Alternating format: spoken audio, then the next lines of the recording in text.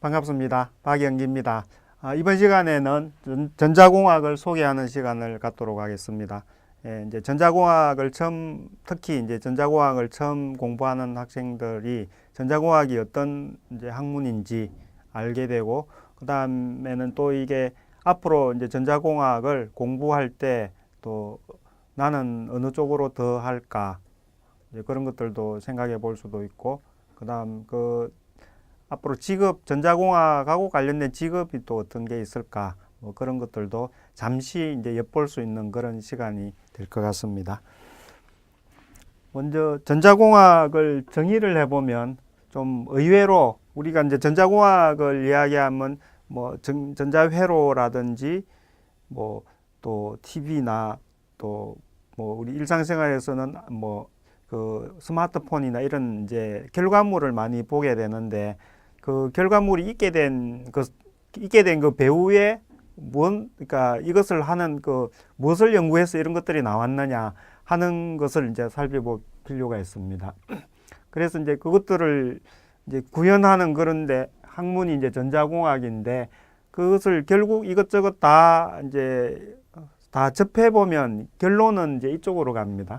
그 진공 속이나 기체 고체 내에서 이제 전자의 운동을 연구하는 학문이 이제 연구하고, 그것을 이제 또 이제 이게 공학이니까 응용도 하죠. 그것이 이제 전자공학이다. 그러니까 우리가 이제 보통 생각하는 거하고는 좀 많이 좀 의외다 싶은데요. 여기서 한번 보시면은 이것은 이제 진공 속에서 이게 전자비임이 이렇게 막 돌아가는 그런 모습을 사진을 찍어 놓은 건데요. 이게 보면 진공이나 기체 내에서 이 전자가 움직이는 것, 이런 것들을 볼 수 있습니다. 여기는 이제 진공이고, 이제 이런 것들이 뭐 이제 쓰이는 것들이 예전에 브라운관에도 쓰이고, 또 우리 형광등도 일종의 그 진공 안에 이제 그 가스를 좀 넣었죠. 가스를 넣고 전자들이 움직여서 그것들이 그 형광재를 때려서 빛이 나는 그런 현상입니다. 그리고 지금 뭐 엑스레이 찍을 때 엑스레이 관도 이제 이런 그 진공 속에 전자를 가속시켜서 그 금속에 부딪혀서 이렇게 엑스레이가 나오는 이제 그런 것들이죠. 그래서 이제 이런 것들도 다르고, 요것은 이제 가스를 채운 곳에 이제 그 전압을 걸어줘서 전자의 움직임이 생기면서 이런 이제 관이 됐는데, 예전에 이제 많이 우리가 쓰였던 그 네온관, 지금은 이제 또 가로등에 쓰이는 고압 그 나트륨관 같은 경우도 결국 그 가스를 넣은 그런 용기 속에 이제 전자들이 움직여서 고압을 걸어서 전자가 움직여서 생기는 그런 현상이죠. PDP도 마찬가지고요. 이제 그런 것들이고, 그리고 이제 우리가 많이 보는 것들은 그 전자공학하고 접하는 많이 보는 생각을 하는 것들이 이런 것들이죠. 회로 기판에 이런 반도체들이 막 있고 이런 것들. 이제 이것은 이제 고체 내에서 전자의 움직임을 보는 그런 것들인데, 왜냐하면 이제 고체가 다루기도 쉽고, 그리고 집적하기도 쉽고 하기 때문에 요즘에는 이제 이 고체 내에서 이루어지는 것들이 많습니다. 하지만 이제 다른 이런 분야도 계속 발전을 하고 있습니다. 그래서 전자공학은 결국은 전자 운동을 연구하고 또 이용하는 그런 학문이다. 그래서 이제 이름도 전자공학이라는 이런 이름이 붙었습니다. 그러면 이제 결국 이제 전자의 성질에 대해서 많이 잘 알아야겠죠.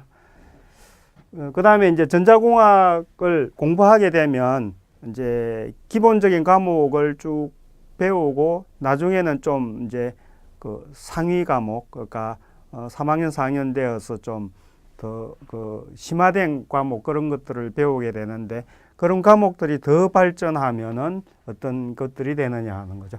그리고 이제 여기 학문으로서는 하위 분야라고 이제 표현하지만, 사실은 이제 더 전문화된 분야다, 이렇게 생각하시면 됩니다. 전문화된 분야.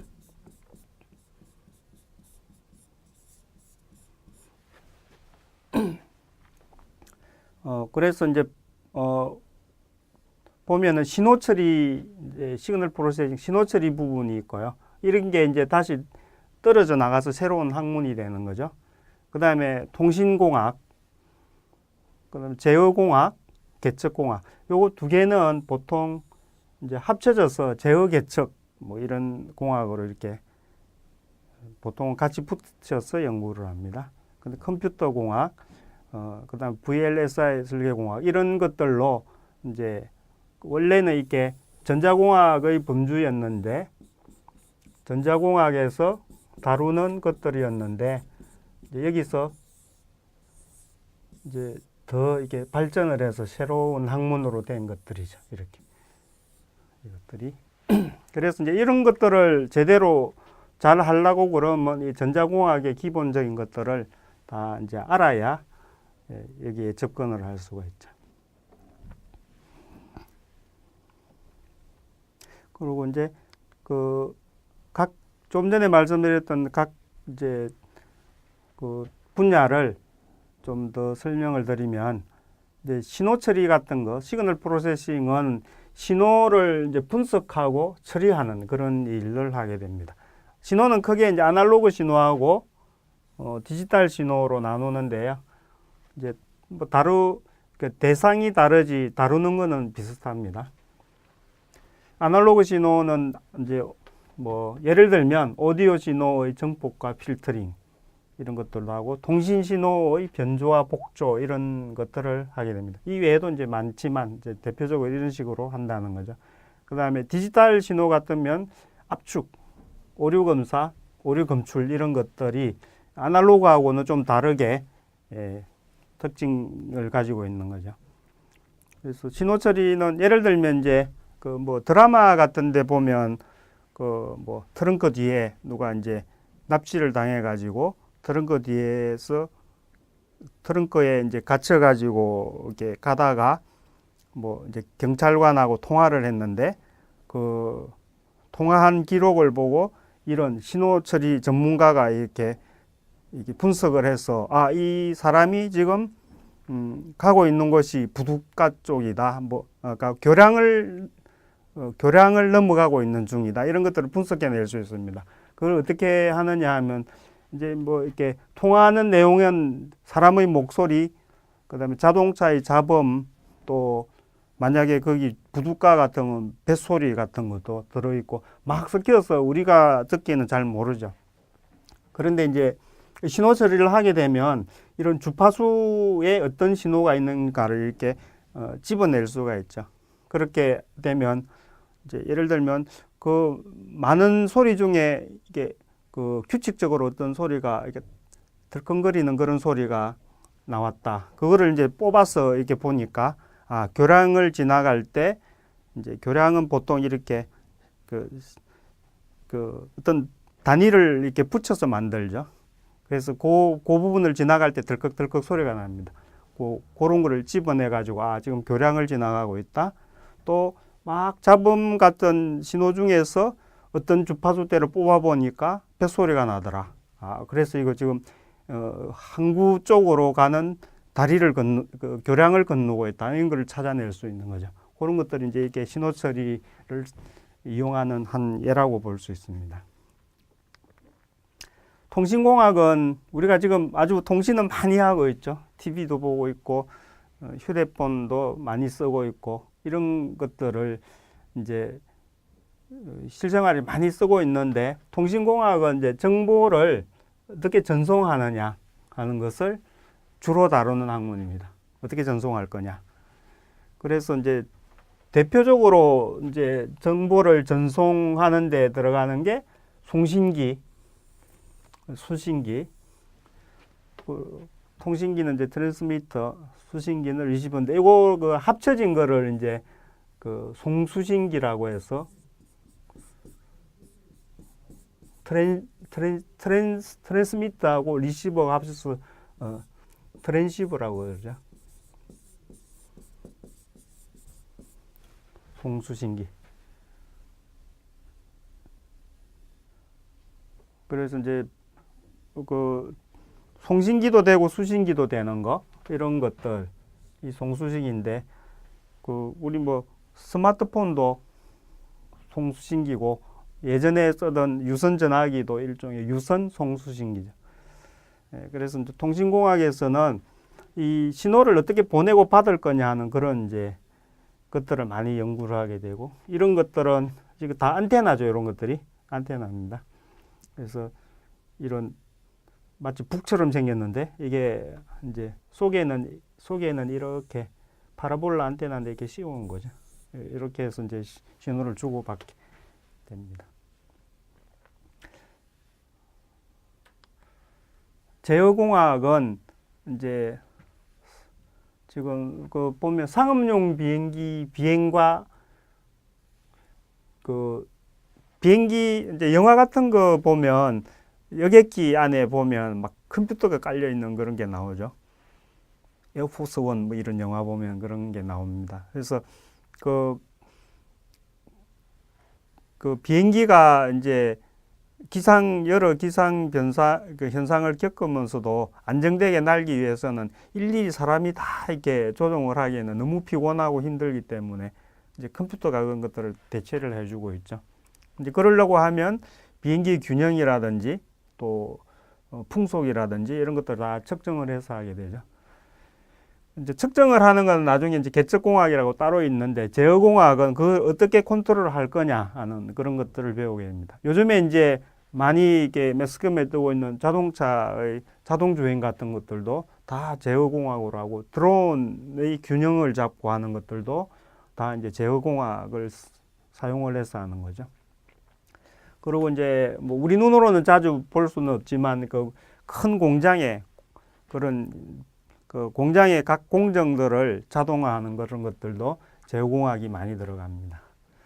그래서 이제 이런 것 같으면 이제 균형 제어 같은 것들을 하는 것들, 드론 같죠? 드론인데 이제 균형을 어떻게 제어하느냐 이런 것들을 다루기도 하고, 여기는 이제 공장인데 공장의 각 공정에 그 이제 거기 공정을 어떻게 제어를 할 거냐 이렇게. 그러니까 그 공정에 사람이 붙어가지고 이렇게 직접 하는 게 아니고 모든 게 이 제어실에서 이제 다 컨트롤을 하게 되죠.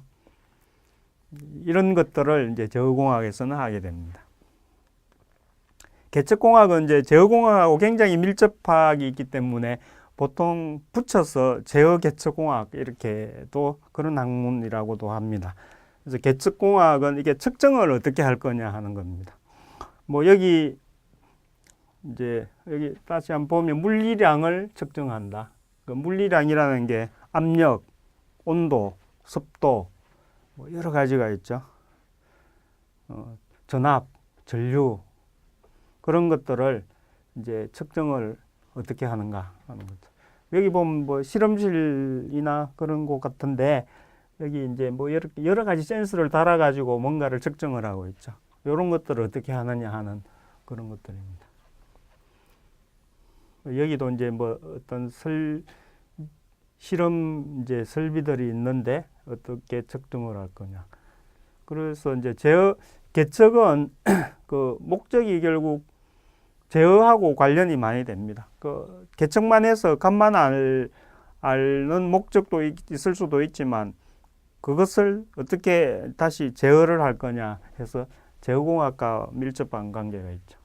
그래서 제어공학을 하는 사람은 계측을 어떻게 하는지 센서나 이런 쪽을 잘 알아야 되고, 이제 계측을 공부하는 사람은 계측한 값을 어떻게 쓸 거냐, 제어를 할 거냐 그쪽도 잘 알아야겠죠. 그 다음에 컴퓨터 공학은 뭐 이름에서 딱 나와 있으니까 아시겠죠. 컴퓨터를 어떻게 컴퓨터하고 그 다음에 컴퓨터 시스템을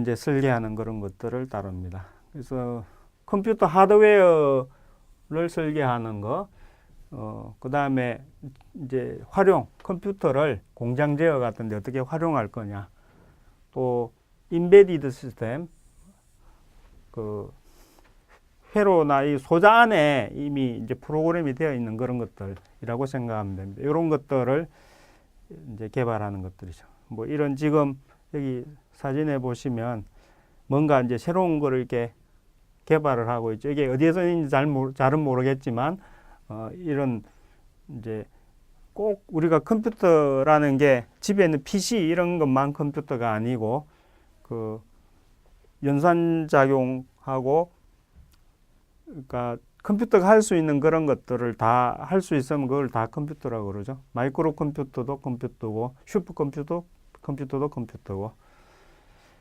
이제 여기 보시면 여기는 이제 여러 대가 막 연결되어 있죠. 이런 건 이제 컴퓨터 시스템이라고 할 수 있는데 이런 것들이 어떻게 이제 구조를 어떻게 잡을 거냐, 컴퓨터 간의 연결을 어떻게 할 거냐, 그런 것도 그런 것들을 이제 공부하는 게 컴퓨터 공학입니다. 이제 VLSI 설계공학이라는 것은 이런 이제 반도체 이제 VLSI면 Very Large Scale Integration인데 그러니까 집적도가 아주 높다는 거죠. 그래서 요즘에 나오는 게 그 칩은 IC 칩은 굉장히 집적도가 높은데 이런 것들을 어떻게 설계할 거냐 하는 겁니다. 뭐 이런 식으로 지금 이게 그 요렇게 이게 이 정도 확대해도 아주 복잡한데 이거 아주 크게 확대해도 안에 상당히 복잡하죠. 이렇게 이제 설계를 이렇게 해가지고 칩을 어떻게 만들어내느냐. 결국 이제 상품으로는 이제 그 반도체가 이렇게 시장에서 이제 팔 수 있는 이렇게 만들어지겠지만 이 안에 이제 이런 것들을 어떻게 설계하겠느냐 하는 것들이죠. 이런 것들이 이제 VLSI 설계공학인데 뭐 지금까지 설명드린 거 외에도 이제 전자공학에서 더 파생되어서 또 과목이 만들어진 게 또 많은데요. 뭐 이 정도로 이제 큰 것들이고요.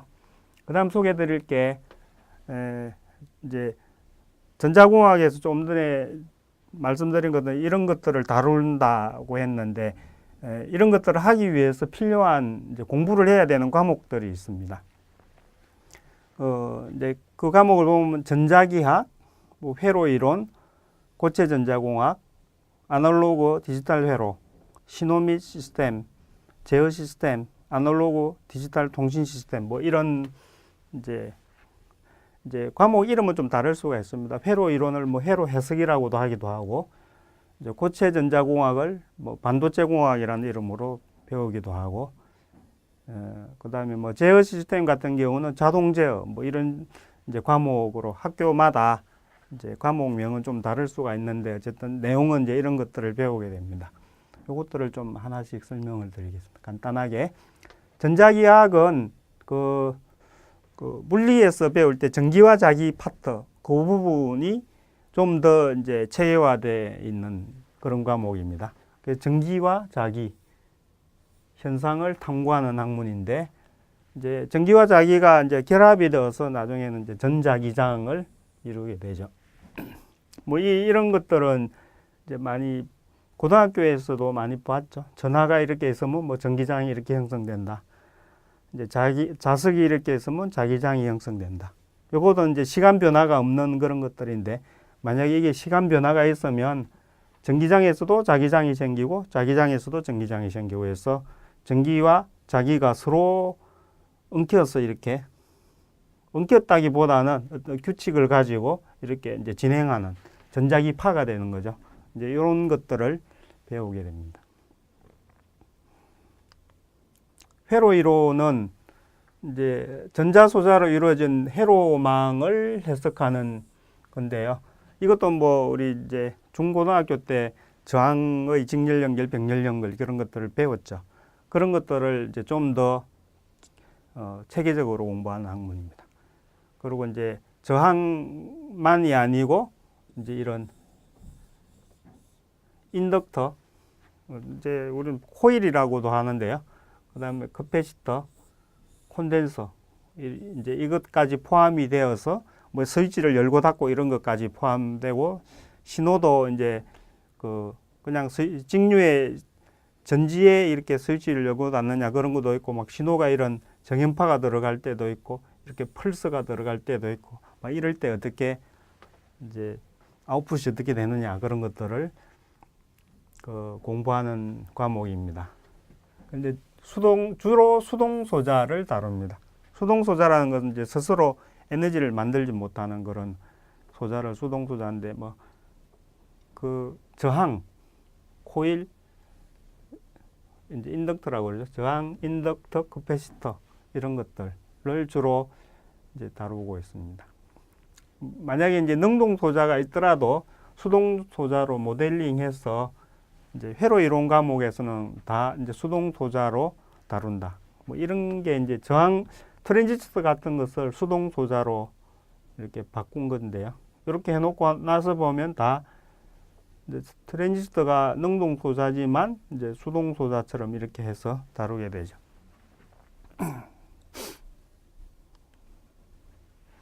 그 다음이 이제 고체 전자공학이라고 있는데, Solid State Electronic Device인데, 이게 범위가 어떻게 되느냐 하면 물리전자공학이라는 게 있습니다.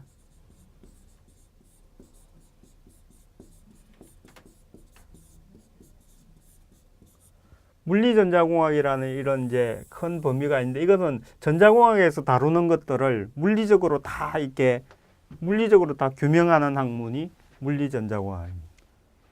이제 이 안에서 특히 이제 그 대상이 고체로 되어 있는 것만 다룰 때 이제 이것을 고체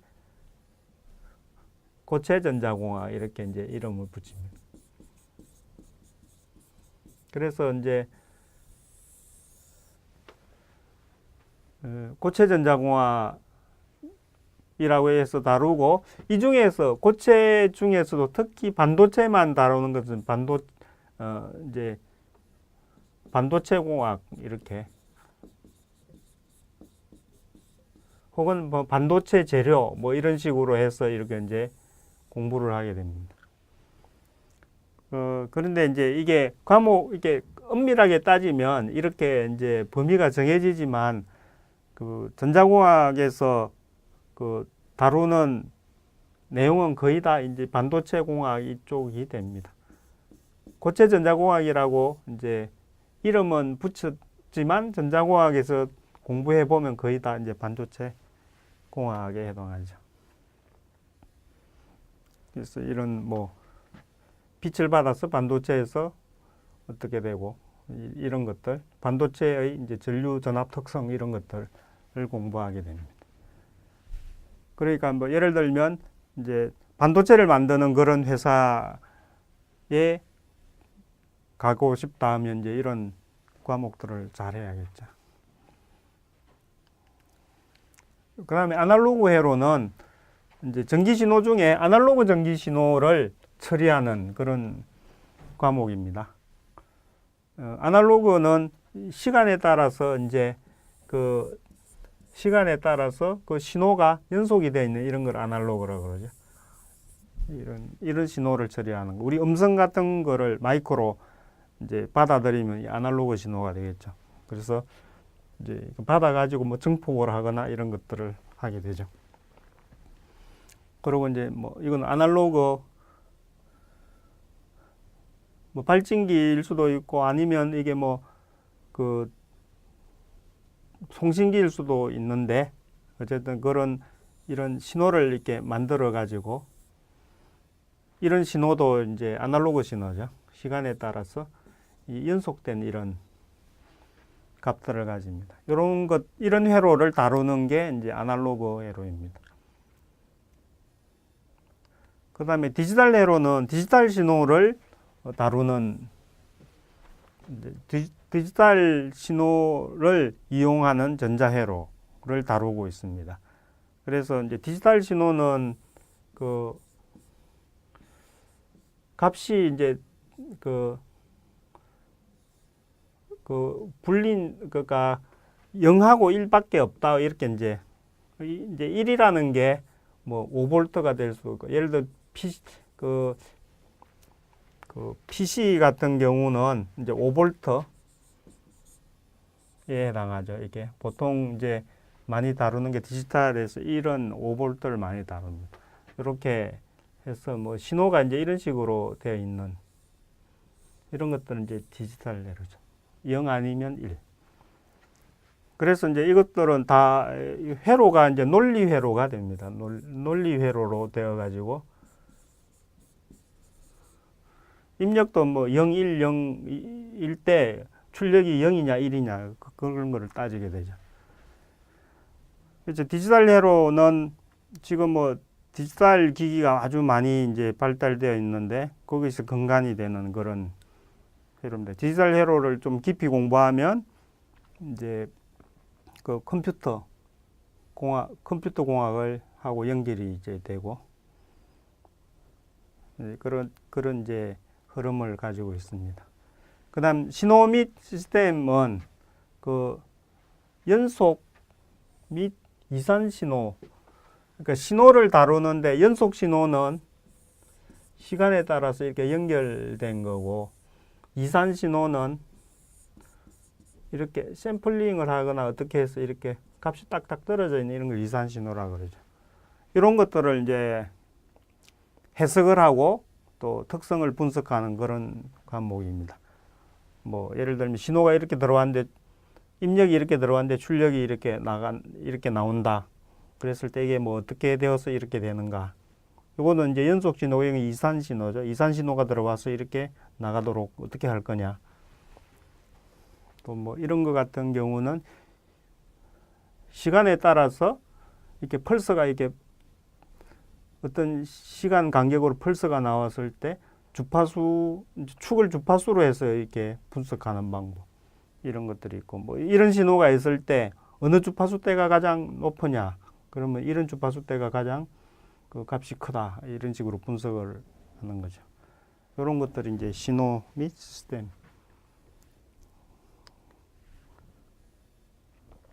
그 다음 제어 시스템은 이제 그 컨트롤 루프를 사용하는 시스템 또는 그 밖의 장치 동작을 관리, 명령, 지휘, 통제하는 시스템을 공부하는 학문입니다. 그러니까 이제 쉽게 말하면 그 통제라고 생각하시면 됩니다. 컨트롤을 하겠다는 거죠. 기계나 장치를 컨트롤을 어떻게 할 거냐, 그런 것들을 배우는 과목입니다. 그래서 인풋이 들어오면은 뭐 아웃풋이 일부를 받아서 이게 제대로 되는지 피드백을 해가지고 아웃풋을 안정화시킨다든지 그런 것들이고, 뭐 이거는 이제 좀 더 복잡한 건데요. 예, 이거는 막 그 신호를 입력 신호를 이제 적분도 하고 미분도 해가지고 막 이렇게 제어를 하겠다는 건데, 이런 게 이제 우리 요즘에 많이 유행하는 드론의 균형을 어떻게 잡느냐 하는 그런 것들 책을 좀 보면 이런 내용이 막 나옵니다. 기울기나 가속도나 이런 것들을 봐가지고 이런 값들을 계산을 해서 균형을 잡고 이제 그런 내용을 다룹니다. 그래서 이제 뭐 지금까지 그리고 이제 아날로그 통신 시스템에는 이제 뒤에 디지털 통신 시스템이 있고 아날로그 통신 시스템이 있는데 통신인데 아날로그를 다루는 겁니다. 아날로그 통신 시스템은. 그래서 이제 아날로그의 전송 방식, 뭐 대표적인 게 이제 AM 변조가 이제 AM 변조가 있고 그 다음에 성능을 어떻게 분석하느냐, 그 다음에 접속을 그러니까 한 적은 라인으로 여러 채널이 어떻게 쓸 거냐 하는 그런 것들, 그 다음에 신호 분석 이런 것들을 공부하게 됩니다. 그래서 뭐 가장 우리가 익숙한, 요즘에는 좀 그 라디오를 잘 안 듣는데, 라디오라는 기계를 잘 안 쓰는데, 예전에는 이렇게 방송국에서 이렇게 방송을 하면 집에서 라디오를 통해서 이제 방송을 듣죠.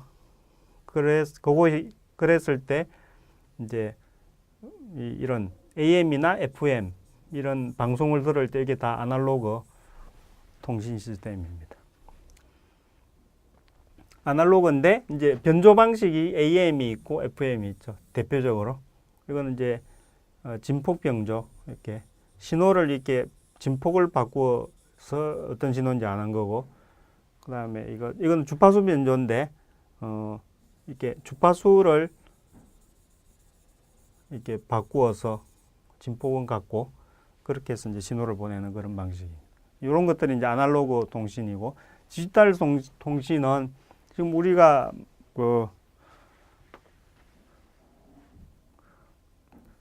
디지털 통신은 지금 통신을 아주 많이 쓰고 이제 디지털 통신이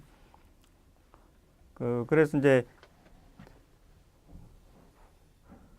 디지털 통신은 기본적으로 그 신호가 디지털 신호가 샘플링을 해서 그 원래 신호를 이렇게 잘라 놓은 것들이기 때문에 이제 확률이라는 것들도 따지게 되고, 그 다음에 랜덤입니다. 랜덤. 그 다음에 신호의 전송, 검출 방식, 성능 분석, 앞에하고 비슷한 것들이 많죠. 아날로그하고. 이게 기본적인 것들은 같은데, 이제 디지털 신호가 가지는 특성 때문에 좀 이렇게 그 랜덤이라든지 확률 이런 것들은 좀 추가로 들어갑니다. 그리고 예전에 지금은 이제 광통신이 되어 있고 집에 모뎀이 깔려 있었는데, 예전 같은 경우는 전화선을 이용해서 이제 인터넷을 하고 했거든요. 그래서 유선 전화선에 이제 이런 모뎀을 이제 모듈레이터하고 디모듈레이터를 합쳐서 이제 모뎀이라고 하는데, 이제 이렇게 해서 집에 이렇게 PC에 이렇게 연결이 되어 가지고 이게 전화선이고, 그 원래 전화선은 아날로그 신호를 다루는데 여기에 디지털 신호를 넣어서 이제 여기서 모뎀에서 이제 디지털 신호를 이렇게 이 PC에서 쓰는 이 신호를 빼내 가지고 이제 전송을 하는 그런 방식입니다. 그런데 요즘에는 이제 다 이게 하는 데가 없어졌죠.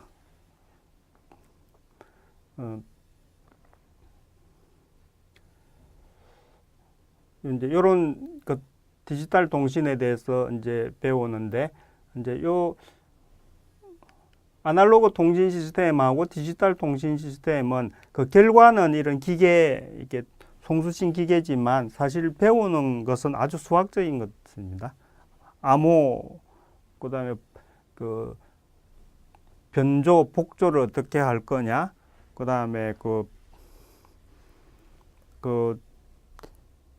주파수 한 라인에 여러 신호를 넣었을 때 어떻게 그걸 분리해서 뽑아낼 거냐. 그래서 이제 수학이 많이 들어갑니다. 알고 보면. 그래서 그래서 이게 결과물은 이런 통신기기지만 배우는 학문 내용은 뭔가 수학을 아주 많이 한다. 그런 걸 알 수 있습니다. 이제 전자공학을 배우게 되면은 이제 관련된 직업을 이제 좀 소개시켜 드릴 텐데요. 여기에 나오는 것도 아주 몇 가지 뽑은 거고요. 사실은 어디서 뭔 일을 할지 아주 다양하게 있습니다. 그래서 전자공학이 직접 관련된 직업을 본다 하면 우주항공 엔지니어, 이 비행기 이런 게 뜨는데 전자공학이 그렇게 많이 관계할까 싶지만 아주 많이 관계하죠. 비행기도 그렇고 자동차도 그렇고 요즘에는 거의 다 전자기기라고 할 수가 있죠. 안에 그 회로가 많이 들어갑니다. 그런 쪽. 그 다음에 방송 엔지니어는 이제 이런 통신 쪽을 많이 공부해야겠죠. 그럼 제어개척 기사 이런 일을 할 수 있는 제어개척 공학을 이제 공부를 많이 하면 이게 좋고요. 전자기사는 이제 전자회로를 꾸미고 하는 것들인데, 예를 들면 가전이라든지 그런 쪽 TV라든지 우리 가전으로 쓰는 그런 기기들을 설계하고 하는 것들 굉장히 광범위하죠, 이게. 그다음에 정보통신 이제 컨설턴트로도 일할 수 있고, 네트워크 엔지니어, 원자력 기술사, 이게 좀 낯설죠. 원자력 기기도 하였던 뭐 어떤 그 기기든 공장이든 어디든 가보면 모두 이렇게 그 계측을 하고 컨트롤하고 이런 게 전자회로로 이렇게 거의 다 이루어지죠.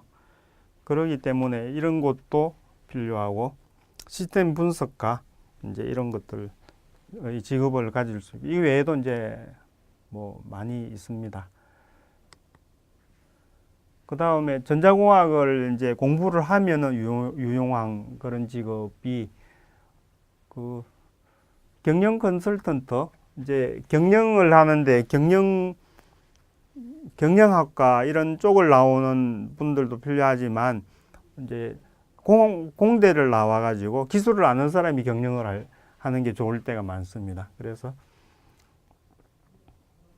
그 경영 컨설턴트도 할 수 있고 멀티미디어 프로그래머도 있을 수 있고 이제 과제 관리자 어떤 그 과제 프로젝트를 하는데 그 프로젝트가 이제 이렇게 공학하고 관련된 거다. 그러면 이제 전자공학을 배운 사람이 그 이제 공학에 대한 개념이 있기 때문에 관리를 잘 할 수 있죠.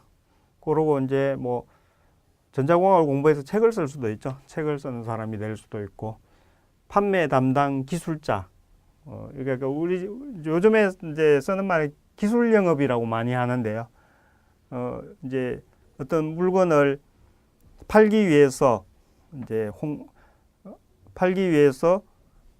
영업을 하는데 그게 그냥 그 비기술자보다는 그 공대를 나와서 특히 이제 반도체 전자 소자를 이렇게 전자 부품이나 혹은 그 완제품 이런 것들을 전자공학하고 관련된 것을 이런 거를 영업을 한다. 계측기라든지 이런 것들을 영업할 때 전자공학을 공부한 사람이 훨씬 낫겠죠. 그래서 이제 뭐 경영을 하는 사람이든 영업을 하는 사람이든 과제 관리를 하는 사람이든 그 이 공학 쪽 전자공학하고 관련된 것들을 배우면 더 유리하다는 거죠. 뭐 이렇게 해서 이제 그 전자공학에서 파생된 것들 배우는 것들 알아봤는데요. 이제 전자공학을 공부하는 법에 대해서 조금 설명을 드리겠습니다. 제가 이제 강의를 하면서 질문을 이렇게 받다 보면은 이런 것들은 좀 이야기를 해 줘야 되겠다 싶은 것들이 많습니다. 그래서 유의해야 할 일, 또 이제 질문받은 내용, 이런 것들을 분석한 결과로 이제 만약에 전자공학을 공부하면 이런 식으로 알고 하면 좋겠다. 첫 번째는 정의를 그대로 받아들여야 한다. 이제 전자공학과에 와서 이제 학부에서 배우는 이런 내용은 이론이 이미 정립이 되어 있는 겁니다. 그리고 뭐 책을 보면 막 5판, 6판, 뭐 어떤 건 10판까지 나와 있는데 그 나온 지가 막 몇십 년이 되는 그런 교과서들이 많습니다. 그 말은 그 오랜 기간 동안 계속 그 쓰일 수 있다는 것은 그 이론이 이미 정립되어 있다는 거죠. 정립되어 있는 이론을 학습하는